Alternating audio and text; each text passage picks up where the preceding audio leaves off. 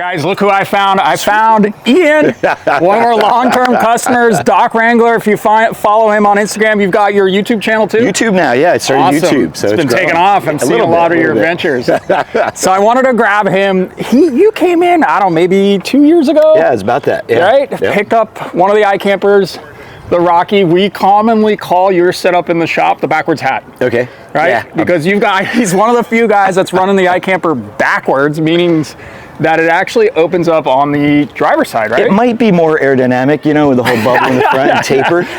But yeah, it's because it's a driver's side. And the thing about the Jeep is your tailgate opens up this way. So this way I can kind of come down, hit the tailgate, go back up. Yeah. When I got kids that I'm chasing around, it makes life a lot easier. Yeah. I think, you know, I'll point out that normally you can't mount the iKamper backwards hat style. You've got a unique setup with your Goby rack. Goby did it. And that wind fairing, you know, the top of that rack is acting as that wind fairing, so that, you know, the tent isn't going to want to open up as you're driving. And we talked about all that before installing it. Yes, absolutely. Looked at it and you're like, all right, cool. Super clear. We got Brody here on top of the truck. What's up, buddy? This guy comes along, I think, on most of your adventures, right? Yeah. We've been out so far 45 nights this year, and he's probably missed 3 of those nights. Holy so he's smokes. in most of them. And his little brother's getting a lot more too. That's awesome. Yeah. We ran into Ian, I don't know, it was like last year in the middle of Death Valley. Yeah, totally random. Stripe Butte, somewhere out there, right? It's totally random. Driving down the road in my trailer, I got my kids in the car, and there's a drone that shows up, and I'm like, wasn't supposed to be flying. Never mind. It was a Death Valley. I didn't know you couldn't fly at the time. Okay, never mind. There was a guy with a camera there. And I was like, what's going on?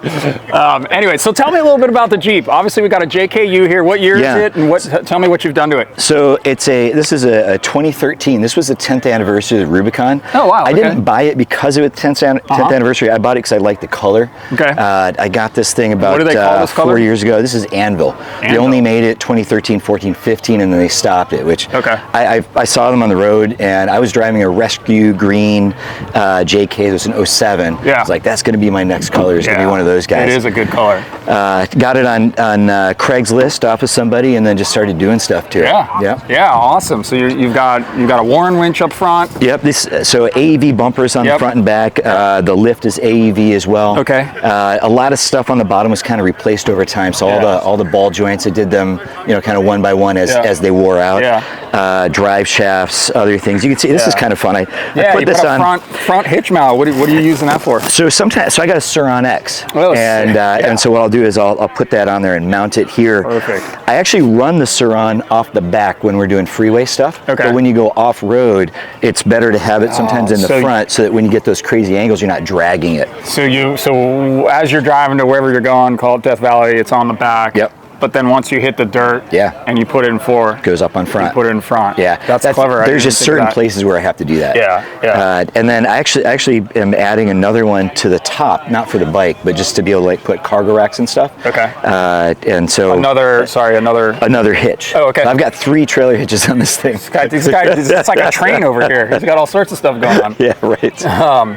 Awesome. Yep. So you've got the AV rims. I remember this, right? Yeah. There's the 10th anniversary edition. Yep. You have the Goby rack on there. Again, the iKamper. I think you're still running it's got to be the 2.0. I've got the original 2.0. Yep. And the Rocky Black. You're running the Solar Hawk. Got the Solar Hawk. I love that thing. Yeah, it's working out good for you. I love that. Yeah, it's just good to have. Yeah, I see that all the time, and it looks like you've got. Let's see. Other stuff down here. This is all the TerraFlex suspension. Okay. And so they call it the HD, the heavy duty stuff. Okay. And so, you know, I put all that on. I probably didn't ever need it. I never broke any of it. Yeah. But it's one of those things where you just don't want to break a drag link on the trail. Sorry, right? Yeah. One of the things I remember when you brought in, I know this is not a huge upgrade, but one that's so effective are the side steps on the door. This guy crawls all over his Jeep. He was in here showing us all sorts of stuff. Those are super effective. I imagine that can help you also as you're putting. That's mainly what it's for, is to like get up and throw stuff up on top, clean it, whatever. Yeah. And this is actually the first mod I ever put on. It's a bottle opener. Yeah, very crucial. The first thing I did to the Jeep. I'm not gonna lie, Ian. When I built my trailer 10 years ago, there is a specific piece that I've welded in just on the bars that has just a bottle opener. And, nice. Great minds think alike. You got it. Cool. Let's walk around back, see what we got here real quick. Yeah. Here we go. You see Doc Wrangler. Give him a follow. Yeah. I haven't brought myself to putting a sticker on yet, but I was like, let me just put it on there. No, it's not actually stickered on. No, I just taped it on the inside. Slowly, you'll get there. Slowly. You got Maybe the full. Someday. You got the full plate, so we got that going. So yeah, all right. So this is the rack you're talking about. Yeah. So this is. I literally just put this on in the last couple of days, and as you can see, it's just a 2-inch receiver hook that I bolted in multiple ways. Yeah. And then you can pull it in, pull it off. Yeah, maybe for lighter duty stuff. Yeah. So leverage up here, right? I have the reason this is on is actually I have a diesel heater, and as we're approaching the winter and it's going to start getting really cold, I'm going to throw it up here. Yep, cool. exactly. Very cool. And then if you remember, these were once zip tied on. Yeah, they're bolted we now. had that conversation. We had that conversation. So you got that finally bolted on. Very good. Running your these are just no-name brand. I got these off of Amazon. Yep. And one thing I do love is this AV fuel tank. So talk to me about that. Yeah. You run out of fuel. Is it a siphon system, or how are you getting the fuel in? Yeah, so it's if you were using this for fuel, it would be a siphon system, which is why I use the jerry cans. I like jerry cans. That's what I run. What I do with this is I fill it up with water. So so you're not actually. Here, I've got a little pump, and I can just shoot water out. Yeah. I've got a hose here with a sprayer on the end of it, and so that makes sense, right? So now you're running it, so it's no siphon, right? Just like water, it was designed for and the it pumps gas. out. It pumps out. So that's just your kind of your non-potable water, right? Yeah, exactly. And we do use it for just like cleaning everything or whatever. Having powered water at camp is huge. I got it mainly because of kids, right? And so we'd be on the trail, and if somebody had an accident or vomited in their seat or something, everybody comes out, gets sprayed down. That's never happened before. Oh my gosh, 3 kids later, sure does. WeBoost? Yeah, WeBoost. Yep. Cool. I see the panel. Awesome.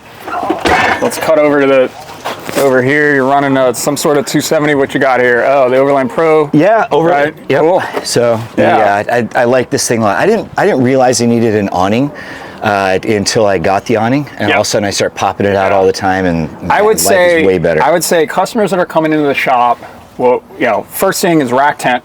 Yep. And then right after that, it's fridge awning. Yeah. I don't know in what order. It depends it depends on the season, or whatever. But that's it. It's rack tent, fridge awning. That's like 1, 2, 3, 4. And I do think that's probably the biggest.